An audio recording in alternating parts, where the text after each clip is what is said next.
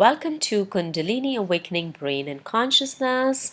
You're listening to your host Ashoo, and we're talking about brain, Kundalini, and consciousness.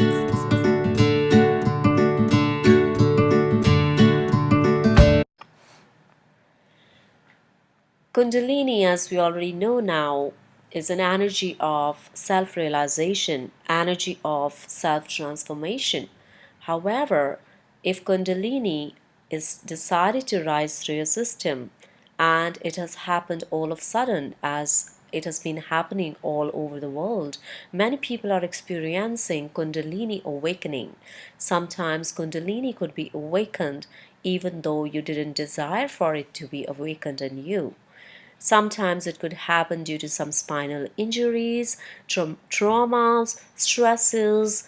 So we could say in such cases it was kind of a karmically awakened Kundalini.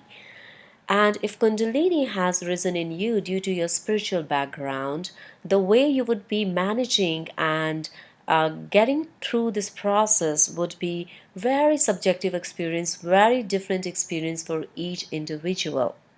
If your Kundalini was awakened because you always wanted to know about what is beyond this material world, you were very curious, you were kind of in a spiritual depression about why life is so temporary, or there was that great desire in you to explore the nature of yourself and its relationship to the universe you're in, and you were kind of inclined to know about different layers of the metaphysical existence.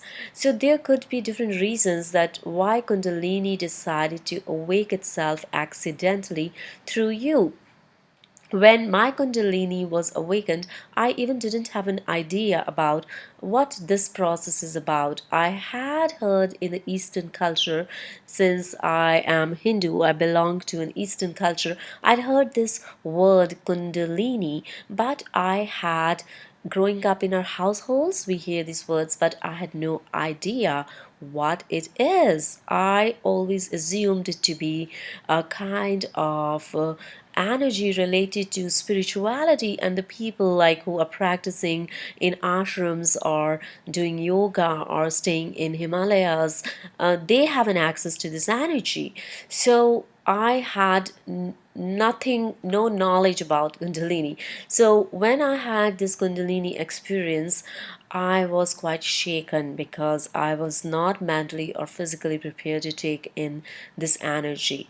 I had been doing spiritual exploration since I was a teenager, and though I was always interested in the spiritual things and trying to improve myself, always doing self exploration, self reflection, but I had no idea what Kundalini process is about, and I never created an intention for it to be awakened in me. But it happened accidentally, and because once it rises through you, you have to, there's no way it can go back. So you have to accept this process, you have to surrender to this process, and you have to learn to navigate through this process through that complete surrender, trust, and knowing that it is for your good. I would also like to bring one point here.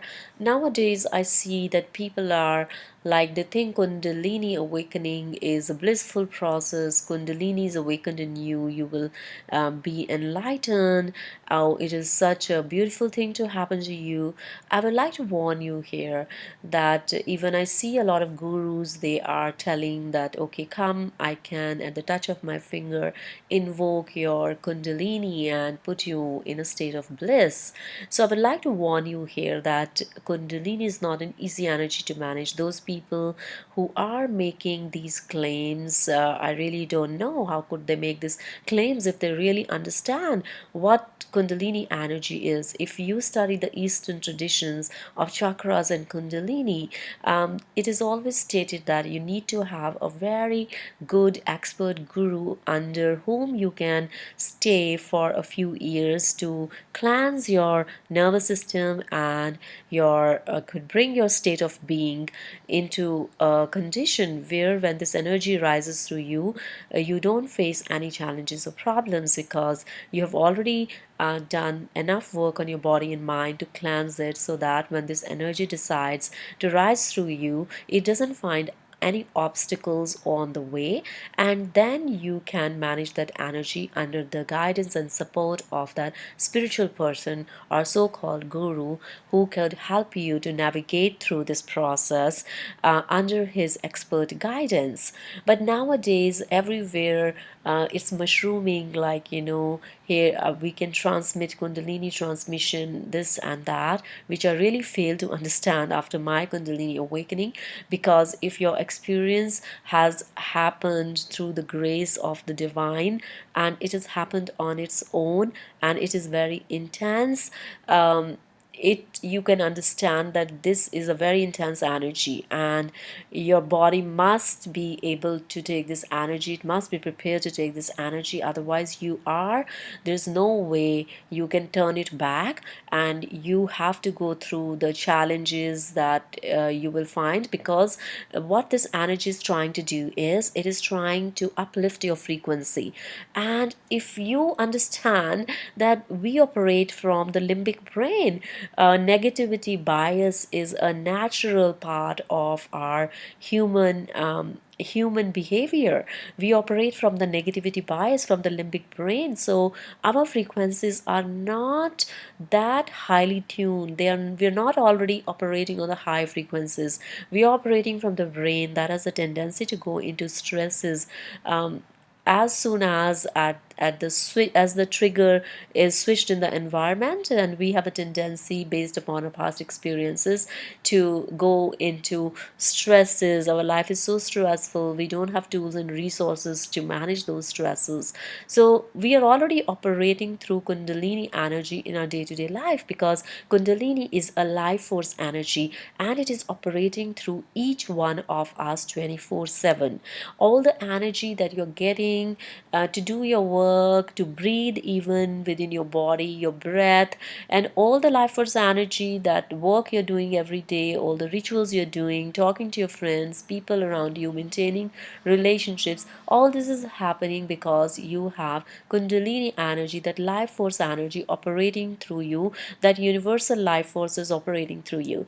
So, but it is not in its full awake state when we are working in our ordinary day-to-day life. That energy is somewhere sleeping at the base of our spine, which in the Eastern traditions is also referred to as a Muladhara chakra, or your root chakra. That helps us to stay grounded in this world and go about our day-to-day activities.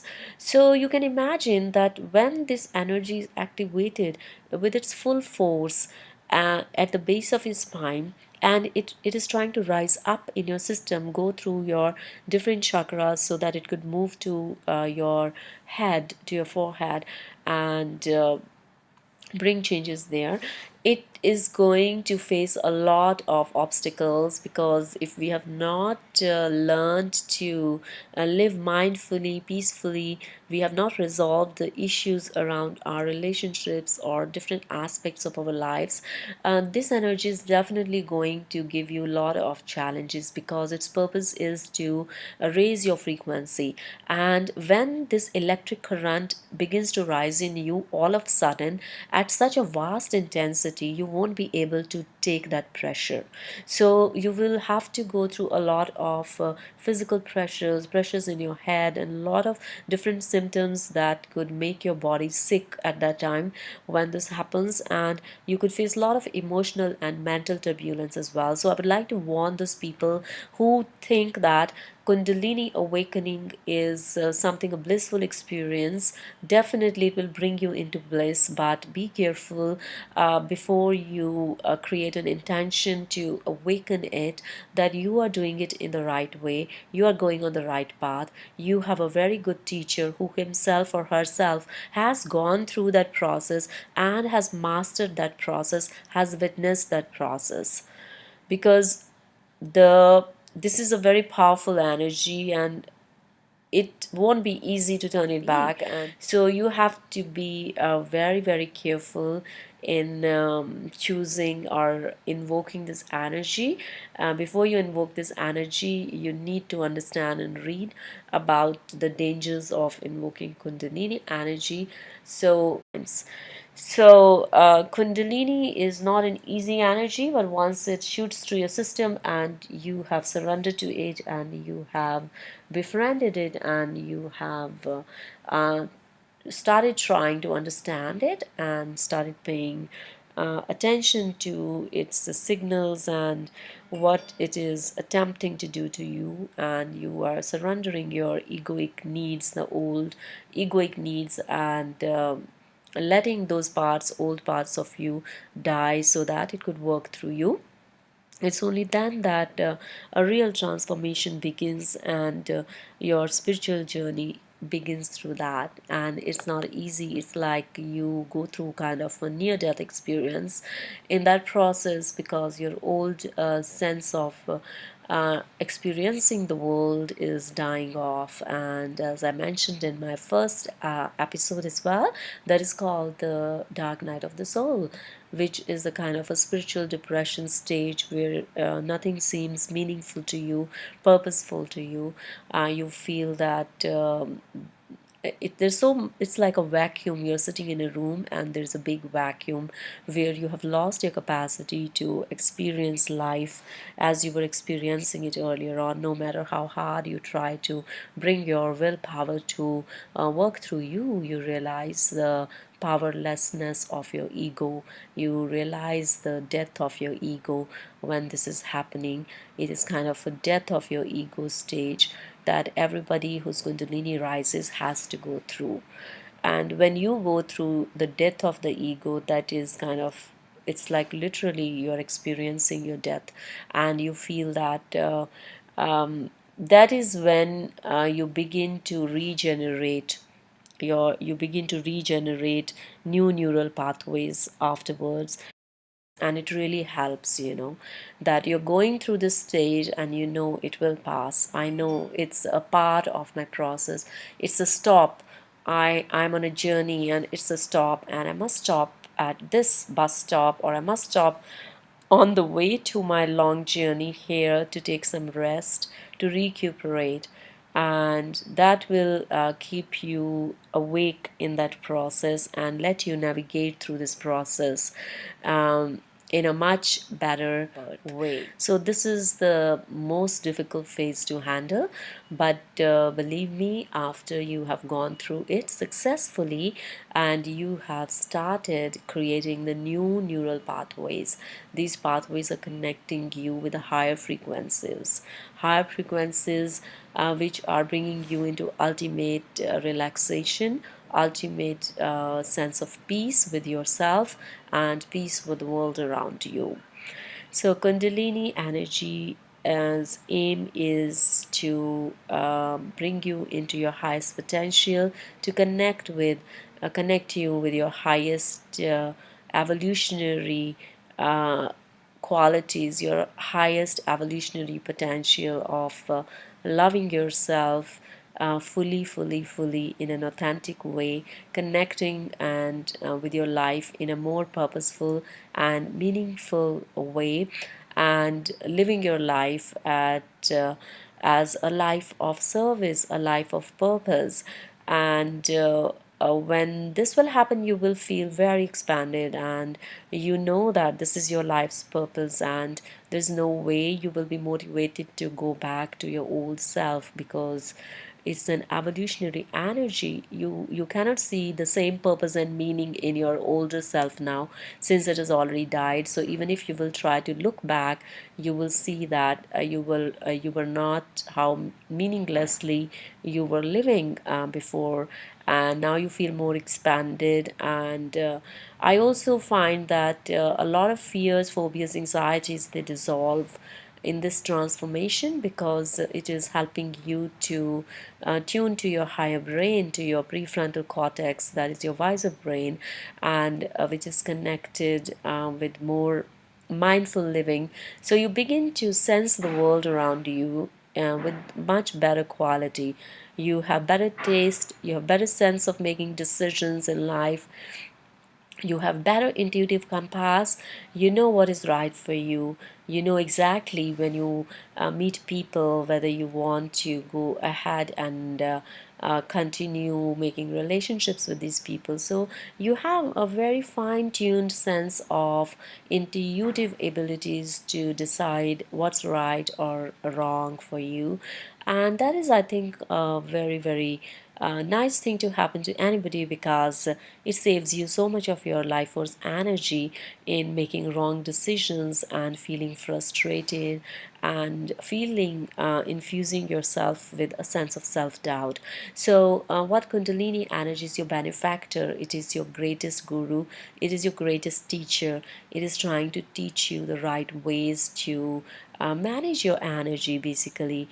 She's your energy teacher. That is how I would like to call her. She's your energy teacher. I hope we had this subject in our schools or institutions where kids are taught about energy and how could they manage their everyday life force energy and use it to make their lives better, in order to make their lives happier, in order to connect with their intuitions in a better way. I wish that a day would come when we would have this subject introduced in our schools, because this is the real knowledge. This is the real knowledge that we need in order to cultivate more happy mindsets, mindsets that are free from jealousy, anger, and that survival mind.